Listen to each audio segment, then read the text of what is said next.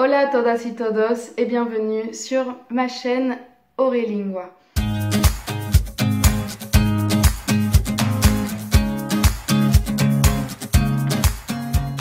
Donc dans cette vidéo, nous allons nous attaquer à quelque chose, on va pas se mentir, qui est un petit peu compliqué en espagnol. Et on va apprendre aujourd'hui à maîtriser l'utilisation des accents écrits dans les mots en espagnol.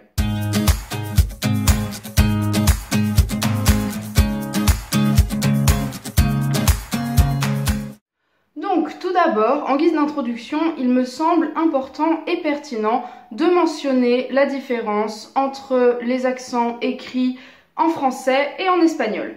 En français, les accents écrits servent à modifier le son d'une voyelle.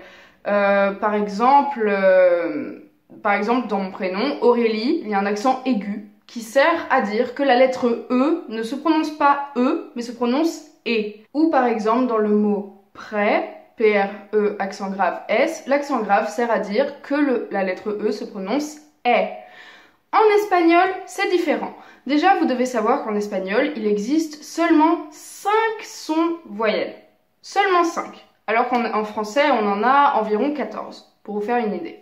Ces sons sont A, E, I, O, U.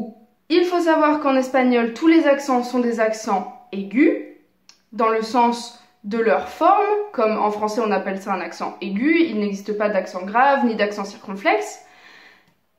Et en espagnol, nous allons voir que ces fameux accents écrits servent à signifier quelle est la syllabe tonique d'un mot.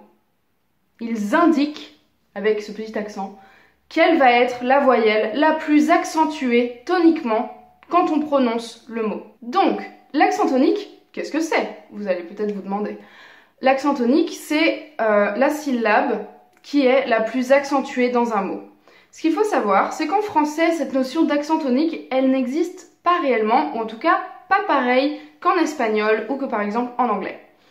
Ce qu'on a en français, c'est qu'en général, toutes les syllabes ont environ la même durée, alors qu'en espagnol et en anglais, à chaque fois, dans chacun des mots, il va y avoir toujours une syllabe qui va être plus accentuée, plus courte, plus rapide, parce qu'on va mettre plus de force et d'intensité pour la prononcer.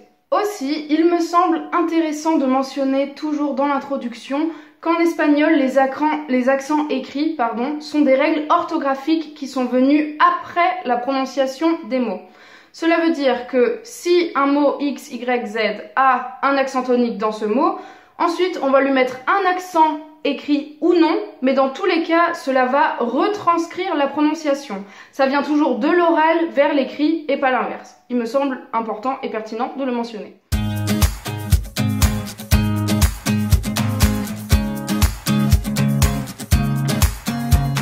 Nous allons donc voir qu'en espagnol, il existe 3 grandes catégories de mots différents en fonction de la place de l'accent tonique dans le mot. On peut en mentionner une 4e qu'on verra rapidement, mais qui est moins importante. Donc, tout d'abord, la première catégorie de mots en espagnol, il s'agit des palabras agudas, ou bien en français, on pourrait appeler ça les mots oxytons. Oxyton, c'est un mot bien savant qui veut dire tout simplement que l'accent tonique est placé sur la dernière syllabe du mot. Ou alors la première en partant de la fin, parce que vous allez voir ensuite qu'on va toujours compter en partant de la fin. Donc, en espagnol, les mots agudos, las palabras agudas, ça va être par exemple, tous les verbes à l'infinitif, cantar, vivir, vender, voilà, ça va toujours être plus marqué sur la dernière syllabe. On va aussi avoir des mots comme amor, français, anglais, hollandais, maroquí, quoi d'autre, tous les mots, généralement les mots qui terminent par un D aussi, comme libertad, igualdad, fraternidad, juventud, et de façon générale les mots qui terminent en on ou en yon, comme canción, atención, corazón, acción, camión, etc., etc., etc. Mais vous allez me dire là que parmi ces mots, même s'ils appartiennent tous à la même catégorie des palabras agudas, c'est-à-dire des mots qui ont l'accent tonique placé sur la dernière syllabe, il y en a qui portent un accent écrit et d'autres pas. Et donc, c'est ici qu'intervient la fameuse règle. Parce que oui, il y a des règles, et vous allez voir qu'il y a extrêmement peu d'exceptions, donc c'est vraiment génial. Concernant les mots agudos, cette catégorie de mots, si le mot se termine par une voyelle ou par un N ou par un S, le mot va porter l'accent écrit. C'est ce qu'on a vu par exemple dans les mots marroquí, français et tous les mots en ion. Canción, atención, etc. Autrement dit, lorsque ce type de mot se termine par n'importe quelle consonne qui n'est ni un N ni un S, l'accent ne sera pas écrit. Il sera seulement tonique, seulement prononcé, mais vous ne l'écrirez pas. Voilà. Pour la deuxième catégorie, ce sont des mots qu'on appelle en espagnol las palabras graves ou las palabras llanas, ça dépend. Généralement en Amérique latine on va plutôt dire graves, en Espagne on va plutôt dire llanas, ou on peut aussi dire paroxítonas ou des mots paroxytons. Donc, tous ces mots veulent dire exactement la même chose. Ils veulent dire tout simplement que l'accent tonique du mot sera placé sur la deuxième syllabe en partant de la fin, ou bien sur l'avant-dernière syllabe, ou bien sur la pénultième syllabe. Tout ça veut dire la même chose. C'est juste qu'il existe plein de vocabulaires différents pour le dire. En espagnol, il faut savoir que la majorité des mots, l'écrasante majorité des mots, sont llanos, sont graves, sont paroxytons, sont de ce type. Ça veut dire accentué sur l'avant-dernière syllabe. Tous les mots que vous connaissez tous, fiesta, chico, chica, baile, vida, énormément de mots, presque tous les mots sont de cette catégorie, sont accentués sur l'avant-dernière syllabe. Et vous allez voir que ce qui est intéressant avec cette règle, c'est qu'elle répond à la règle des mots occitons qu'on a vu juste avant de la première catégorie. Ici, nous allons voir que pour ce type de mots, vu que la majorité des mots en espagnol se terminent par une voyelle, souvent un A ou un O, mais aussi d'autres voyelles, eh bien, on se rend compte que la façon de mettre le moins souvent possible d'accent sur ce type de mots, puisqu'ils sont présents en majorité dans la langue, c'est de les accentuer uniquement lorsque ce sont des mots qui se terminent par n'importe quelle consonne, sauf le N et le S.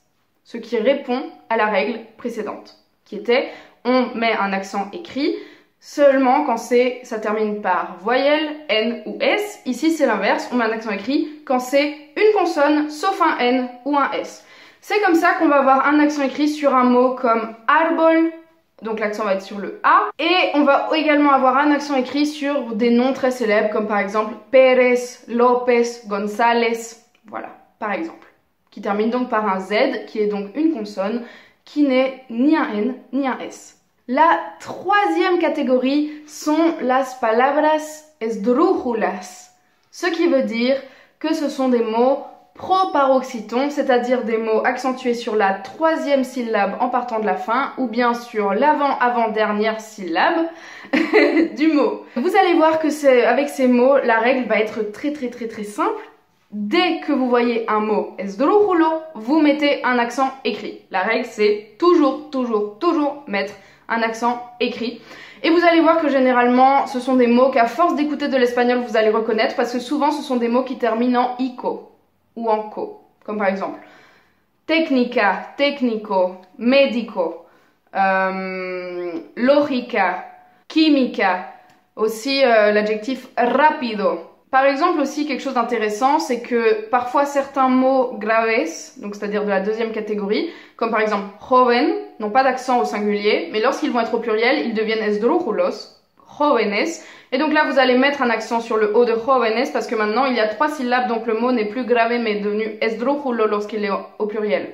Et enfin, la quatrième catégorie que vous attendez tant, et qui en réalité n'est pas vraiment utile, mais je la mentionne juste parce que vous allez voir passer sûrement, si vous lisez des textes en espagnol, des mots de plus de 3 syllabes avec un accent qui donc ne correspondent à aucune des 3 catégories que je viens d'énoncer. Ce sont las palabras sobre esdrújulas, ça veut dire plus que esdrújulas.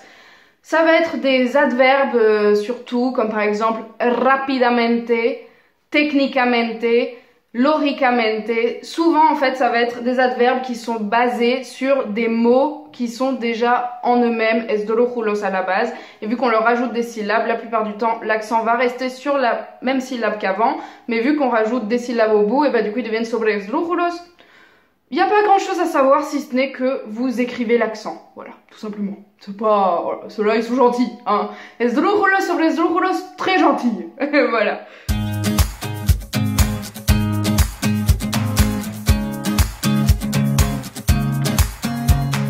Maintenant, on va passer à quelque chose d'un petit peu plus complexe, mais je vous connais, vous êtes très forts, donc ça va être super facile pour vous, vous allez voir. En fait, là, on a vu que les accents écrits en espagnol, ils servaient à indiquer de façon graphique où est-ce que va être la syllabe qu'on accentue le plus lorsqu'on va prononcer le mot.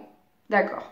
Donc en fait, qu'il soit écrit ou pas, on a vu que grâce à des règles, qu'il y ait un accent ou pas dans le mot, ça montre s'il s'agit d'un mot agudo, grave, esdrújulo ou bien sobre esdrújulo. Mais ce qui se passe, c'est qu'en réalité, il y a des accents qui ont une autre fonction. Ce sont des accents diacritiques. Et en fait, ça paraît être un mot bizarre et inconnu, mais en réalité, vous connaissez déjà les accents diacritiques puisqu'on en a aussi en français. Eh oui! C'est le cas par exemple d'un mot comme en français, on vous a toujours fait la leçon en dictée et en orthographe. Est-ce qu'il y a un accent sur le A ou pas? Est-ce qu'il s'agit du verbe avoir, comme par exemple il y a ou Paul a un ami? A sans accent, c'est le verbe avoir. Ou est-ce qu'il s'agit de la préposition à avec accent? Je vais à la maison, il y a un accent. Voilà, ça vous voyez, c'est un accent diacritique parce qu'en fait on a affaire à un même mot qui s'entend, qui sonne, qui s'écrit de la même façon. Et donc la seule manière de le différencier, c'est de lui mettre un accent écrit dessus. En espagnol, on en a. Et vous allez voir, il y en a quelques-uns, vous pouvez les apprendre, vous pouvez les comprendre, c'est pas compliqué, il faut juste les apprendre, savoir à quoi ils correspondent et ensuite les écrire ou non en fonction de quel mot vous voulez parler. Par exemple, vous avez sûrement déjà dû voir que parfois tout s'écrit avec un accent et parfois il s'écrit sans accent. Tout avec accent, c'est le pronom personnel sujet, c'est comme en français tu, alors que tout sans accent, c'est le pronom possessif. Donc ça va être ton ou ta quelque chose. Par exemple, tú avec accent eres mi amiga, tu es mon ami. Et par exemple, tú sans accent, mochila, tu mochila, ton sac à dos. Voilà, le possessif. On a à peu près la même chose avec mi. Mi avec accent, c'est moi. Par exemple, a mí me gusta la música. Moi, j'aime la musique. Alors que mi sans accent, encore une fois, ça va être le possessif. Comme par exemple, mi lapicero. Voilà, mon stylo. Qui peut d'ailleurs aussi se dire bolígrafo ou pluma. Mais bon, ça dépend. Ensuite, quelque chose, moi je me rappelle quand j'ai commencé à apprendre l'espagnol, qui m'a toujours perturbée, c'est de savoir pourquoi, dans certaines phrases, les interrogatifs ou exclamatifs, tels que que, como, cuando, cuánto, donde, des fois ils avaient un accent et parfois ils n'en avaient pas. Par exemple, quand on vous dit ¿Cuántos años tienes? Là il y a un accent sur le A. Ou alors ¿Qué hiciste ayer? Là il y a un accent sur le E de que. Ou alors si je vous dis Oh, que génial! Ou que hermoso! Ah, c'est trop génial! Ou c'est trop beau! Bon, bah là aussi il va y avoir un accent. Et si je te dis ¿Cómo estás? Ou ¿Qué tal? Là aussi, il va y avoir des accents. Mais en fait, cet accent-là, il va être sur ces mots seulement quand ce sont des mots interrogatifs ou exclamatifs. D'accord? Autrement dit, quand on va utiliser ces mots pour autre chose, d'autres fonctions dans la phrase, ils ne porteront pas d'accent. Par exemple, que comme une conjonction, comme un pronom relatif, comme en français que. Par exemple, il faut que je fasse quelque chose. Tengo que hacer algo. Ce que là, il n'aura pas d'accent parce qu'il n'est ni interrogatif ni exclamatif. Pareil, como, sans accent, il a le sens en français de comme, la comparaison. Par exemple, Soy como tú, je suis comme toi. Voilà, donc là il n'aura pas d'accent non plus. Après, par exemple, donde ou cuando, sans accent, ça va juste être des mots qui vont servir par exemple comme complément circonstanciel de temps ou de lieu. Donc ils ne vont pas non plus avoir d'accent. Par exemple, cuando tenga 25 años, viajaré a Brasil. Quand j'aurai 25 ans, je voyagerai au Brésil. Ici, ce n'est ni une interrogation ni une exclamation, donc cuando n'a pas d'accent. Voilà. Ou alors par exemple, ¿a dónde quieres ir? Question, interrogation, donc accent sur donde. Et ensuite, la réponse, par exemple, donde quieras, où tu veux. Et là, le donde de réponse n'a pas d'accent parce que c'est ni une interrogation, ni une exclamation. Voilà. Je sais pas si cette parenthèse était plus claire. Après, honnêtement, des cas d'accent diacritique, je pourrais en faire une vidéo entière parce qu'il y en a vraiment beaucoup et vous verrez, à force de lire et d'écouter de l'espagnol, vous allez les assimiler petit à petit. On pourrait mentionner également le C et le C. Le CSE, accent aigu, ça veut dire yo sé, c'est la première personne du singulier du présent de l'indicatif du verbe saber, donc c'est je sais quelque chose, voilà le verbe savoir. Alors que ça va être le pronom, voilà, ce genre de choses. Mais bon, il y en a beaucoup, donc je veux pas non plus que cette vidéo soit plus longue qu'elle n'est déjà.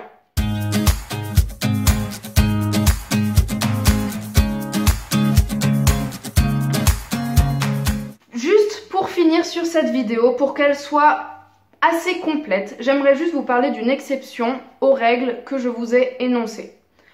Cette exception s'appelle en espagnol el hiato ou en français le hiatus. Alors, un hiatus, qu'est-ce que c'est? Un hiatus, en fait, c'est le contraire d'une diphtongue. Une diphtongue, c'est quand vous avez deux voyelles qui vont former une seule syllabe, alors qu'un hiatus, vous avez toujours deux voyelles, mais elles vont former deux syllabes différentes et à part entière. Généralement, en espagnol, bon, alors je vous ai dit qu'il y a 5 sons voyelles différents. A, E, I, O, U. Ce qu'on observe, c'est qu'on peut les différencier en deux catégories. Les voyelles fortes, puissantes, balèzes et les voyelles faibles. Voilà. En gros, les voyelles fortes, puissantes, balèzes, trop waouh et incroyable, ça va être A, E, O. Alors que les voyelles faibles, ça va être I, U. Autrement dit, quand vous avez dans la même syllabe ou dans un mot côte à côte, quand vous avez, voilà, c'est ça ce qu'il faut dire. Quand vous avez dans un mot côte à côte, une voyelle forte, A, E, O, collée à une voyelle faible, I, U, vous allez avoir une diphtongue. C'est le cas notamment dans les mots pie, terapia, ciudad, juego. Vous voyez là, je dis pas juego. Ou par exemple, estatua. Je dis pas estatua, je dis estatua. Ok? Ciudad, je dis pas ciudad, je dis ciudad. Ok? Donc ça, c'est une diphtongue. Mais ce qu'il se passe, c'est que parfois, la voyelle faible en a marre d'être faible. Et elle veut prendre de la force et devenir aussi balèze que la voyelle forte qui est à côté d'elle. Et donc, ça va devenir un hiatus. Et dans ces cas-là, la voyelle faible prend un accent écrit. C'est le cas du mot, par exemple, melodia, tio, tia. Là, vous voyez, on ne dit pas melodia, on ne dit pas tio, on ne dit pas tia, on dit tio, tia, melodia, fluor, par exemple, grua. On a également les mots sandia, raíz, baúl, frío. Voilà.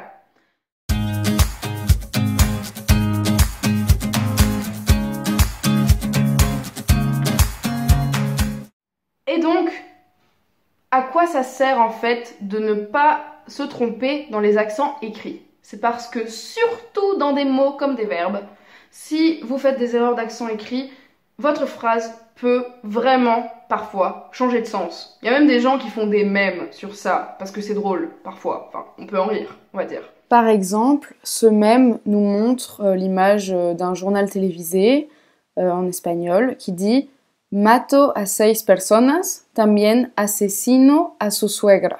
Donc ici, on voit qu'il n'y a aucun accent écrit.